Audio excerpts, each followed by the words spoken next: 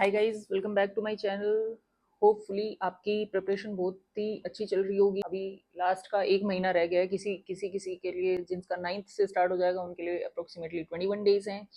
And जिसका let's say 22nd को होएगा उसके लिए 21 प्लस 15 डेज हैं। करेक्ट। सो इस बार की सीजीएल 24 की अपॉर्चुनिटीज़ बहुत अच्छी हैं क्योंकि उसमें 17,000 प्लस वैकेंसीज हैं। तो ये बहुत ही अच्छा चांस है आप सबके लिए जहाँ पे आप अपना सिलेक्शन क्लेम कर सकते हो। चलिए, अभी हम 21 डेज के हिसाब से बात करते हैं। आई एम अज्यूमिंग कि 9th सितंबर को अगर किसी का एग्जाम हो तो 21 डेज अप्रोक्सीमेटली रह जाते हैं। 21 डेज में आपको मेरे अकॉर्डिंग क्या करना चाहिए, जैसे लास्ट के दिनों में मैंने कौन सी स्ट्रेटेजीज फॉलो करी थी, आई विल बी शेयरिंग दो स्ट्रेटेजीज विद यू। तो चलिए बात करते हैं अब उसके बारे में। तो देखिए, 21 डेज में 21 मोक्स तो आपको देने ही देने हैं। That is non negotiable. Maximum what you can do is कि 9th को मान लो आपका एग्जाम है तो 8th को अगर आप मोक नहीं दोगे तो चल जाएगा, उस दिन आपको जरूरत नहीं है। If it is giving you some kind of stress और something, mock test for me was always stress reliever. But sometimes बच्चे क्या करते हैं, अननेसेसरी बर्डन ले लेते हैं, अननेसेसरी टेंशन ले लेते हैं चीज़ों की। अगर वो चीज़ है तो आप 8th को मोक टेस्ट मत दीजिए। लेकिन अगर ऐसा कुछ नहीं है, मोक टेस्ट आपको अगर कॉन्फिडेंस दे रहा है तो आप बिल्कुल दीजिए 8th को। 9th को आपको लगेगा कि आपकी रेगुलर प्रैक्टिस है and you are giving the mock only. Correct. तो आप स्ट्रेस फ्री रहोगे, कॉन्फिडेंट रहोगे।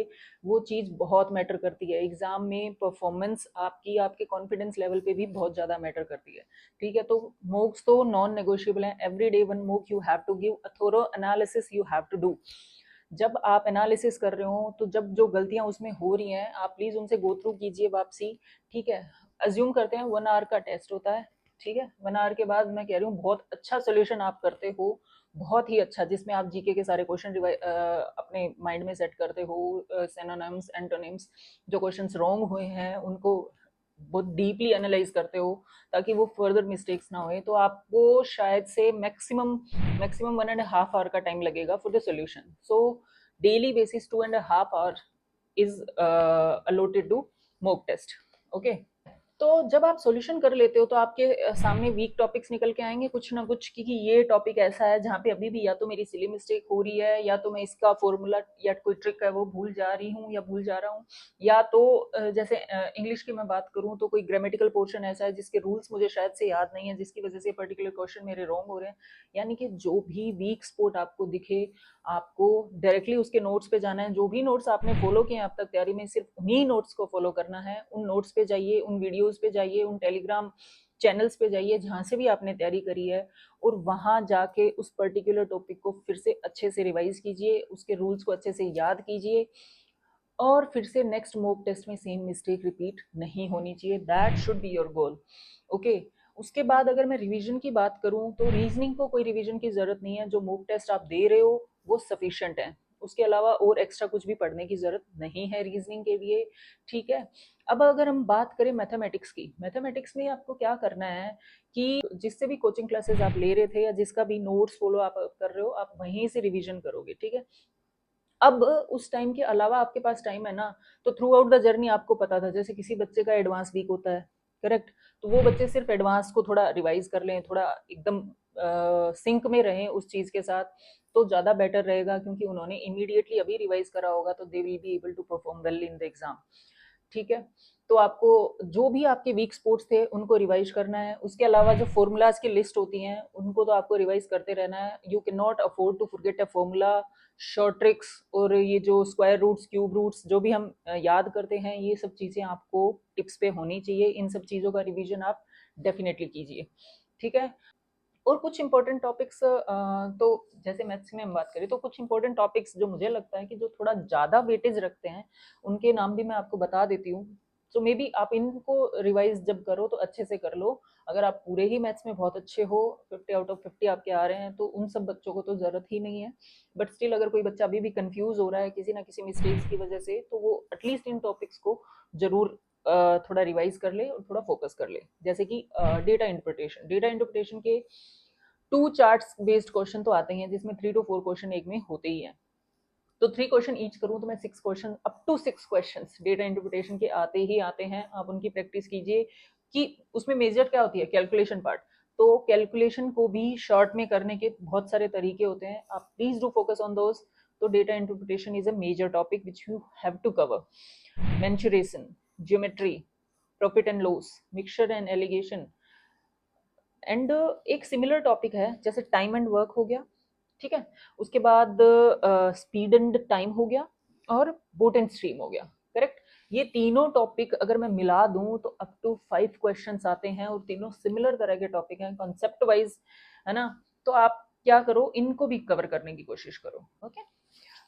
और उसके बाद अगर मैं इंग्लिश की बात करूं तो इंग्लिश का एक ही रूल है कि ग्रामेटिकल रूल्स आपको सारे के सारे याद होने चाहिए, ग्रामेटिकल रूल्स पे ही टिकी हुई है। कॉम्प्रीहेंशन में आपको कुछ याद करने जैसा नहीं है, प्रैक्टिस होती है, प्रैक्टिस आप मॉक टेस्ट के थ्रू ऑलरेडी कर रहे हो, ठीक है। तो प्रैक्टिस का कोई इशू नहीं होएगा वहां पे।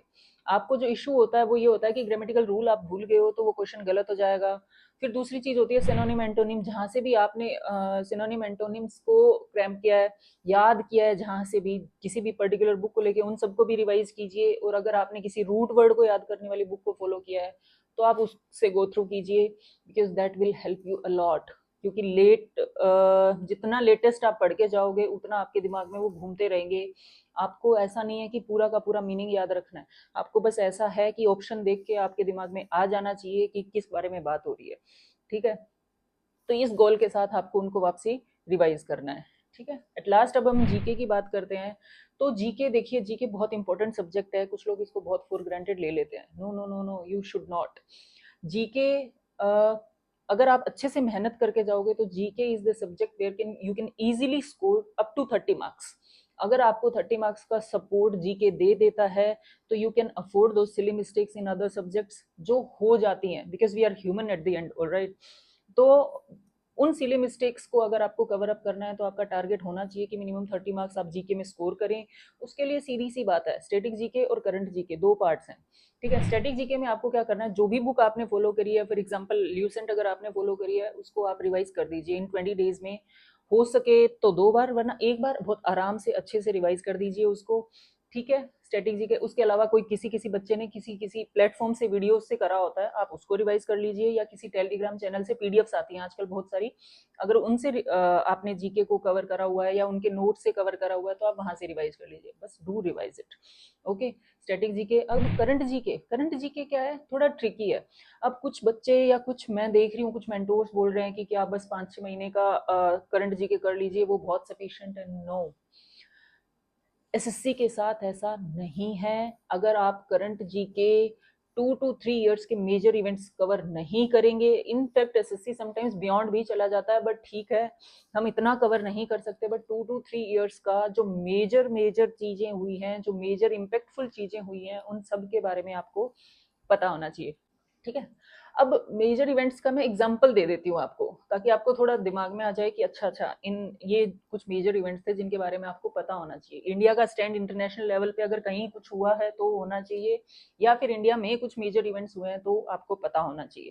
फॉर एग्जाम्पल, अभी बीजेपी गवर्नमेंट का 3rd टेन्योर आया है यहाँ पे, ठीक है। 3rd टेन्योर आया है तो बीजेपी गवर्नमेंट्स ने जो मेजर स्कीम्स लॉन्च करी हैं for the development of the nation, वो आपको पता होनी चाहिए, टिप्स पे होनी चाहिए, ठीक है। मेजर अवार्ड्स जिस जिसको मिले हैं वो आपको पता होने चाहिए।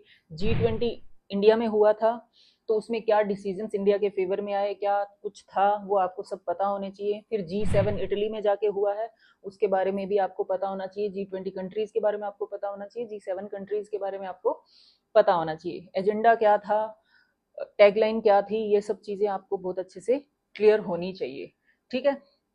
उसके बाद में अगर मैं देखूं तो जैसे पिछले कुछ सालों में इसरो की जो रिसर्च हुई है उसके बारे में भी आपको पता होना चाहिए। उसके अलावा डीआरडीओ यानी कि डिफेंस डिफेंस के जो एरियाज हैं वहां पे अगर हमारी कोई न्यू डेवलपमेंट हुई है, किसने करी है, क्या हुई है, किस फील्ड में है, क्या रेंज है, ये सब चीजें भी आपको पता होनी चाहिए, ठीक है।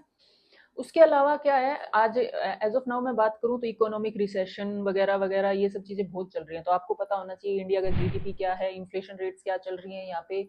इन सब चीजों से रिलेटेड इकोनॉमिक्स के क्वेश्चंस जो आते हैं जीके में, वो करंट जीके में स्पेसिफिकली वो थोड़े ज्यादा वेटेज रखते हैं, तो इकोनॉमिक्स के बारे में भी आपको पता होना चाहिए, ठीक है। ठीक है, उसके अलावा जैसे गवर्नर्स कौन कौन अपॉइंटेड हैं, इन सब चीजों का थोड़ा सा आपको आइडिया होना चाहिए। उसके अलावा क्लाइमेट चेंज जो हो रहा है उसके रिगार्डिंग गवर्नमेंट ने कौन कौन सी जो स्कीम्स लॉन्च करी हैं या कुछ मेजर जो एक्शंस हैं वो लिए हैं, तो वो भी आपको पता होना चाहिए। और लेटेस्ट अभी ओलंपिक्स हुए हैं, ओलंपिक्स में इंडिया ने क्या विन किया है, कौन से फील्ड में विन किया है, वो सब आपको पता होना चाहिए। उसके अलावा जो मेजर ओलंपिक इवेंट्स हैं, उस कौन सी भी कंट्री ने अगर कुछ भी जैसे गोल्ड लिया है तो किसने लिया है, जैसे फॉर एग्जांपल बॉक्सिंग में गोल्ड किसको गया है, विमेंस कैटेगरी में, मेंस कैटेगरी में, फिर डिफरेंट डिफरेंट वेट कैटेगरीज भी हैं। देन शूटिंग में हमारे पास एक मेडल आया, तो उसी शूटिंग में गोल्ड किसको गया है, तो थोड़ी आइडिया आपको होनी चाहिए। आई एम नॉट सेइंग कि आप रट्टा मार लो उन चीज़ों का, आपके नाम आपको पता होना चाहिए कि अगर आप ऑप्शंस में वो नाम देखोगे तो आपको तुरंत पता चल जाए। करेक्ट। उसके अलावा राम टेम्पल बना है, उसके बारे में आपको सब पता होना चाहिए। जैसे कि मान लो कि वो मूर्ति बनी है, उसका पत्थर कहाँ से आया है, उसका जो मेन जो कारीगर था वो कौन था, कितने कौन सा पत्थर राम मंदिर में यूज हुआ है, वो पत्थर कहाँ से आया है, कितना बजट है, ये सब चीजें भी आपको पता होनी चाहिए। उसके अलावा जीएसटी इम्प्लीमेंटेशन हुआ है, तो जीएसटी के बारे में भी overall idea you should have. जैसे कश्मीर में 370 हट गया, तो आर्टिकल 370 क्या है, कब आया था, कब हट गया, ये सब डेट्स, जो मेजर डेट्स हैं, जो मेजर इवेंट्स इंडिया के हुए हैं, उन सब के बारे में आपको पता होना चाहिए। ठीक है, तो ये कुछ मेजर टॉपिक्स हैं जिनके बारे में करंट जीके में एटलीस्ट आपको पता होना चाहिए। करंट क्या है, ये ही है करंट। करंट में ये है कि इंडिया को इम्पैक्ट करने वाले डिसीजन कहाँ कहाँ लिए गए हैं, वो सब चीज़ें आपको पता होनी चाहिए। ठीक है, तो ये सिर्फ अगेन उसी बच्चे के लिए है जो कि कॉन्फिडेंस फील नहीं कर रहा उस सब्जेक्ट में, तो ये टॉपिक्स ऐसे हैं जहाँ पे आपकी पकड़ होनी चाहिए। Okay, so with this I will conclude my video. Hopefully आपको इसमें से कुछ पॉइंट्स अच्छे लगें, आपकी तैयारी में वो प्लस पॉइंट बने और आप बहुत अच्छा परफॉर्म करें। All the best guys, see you soon.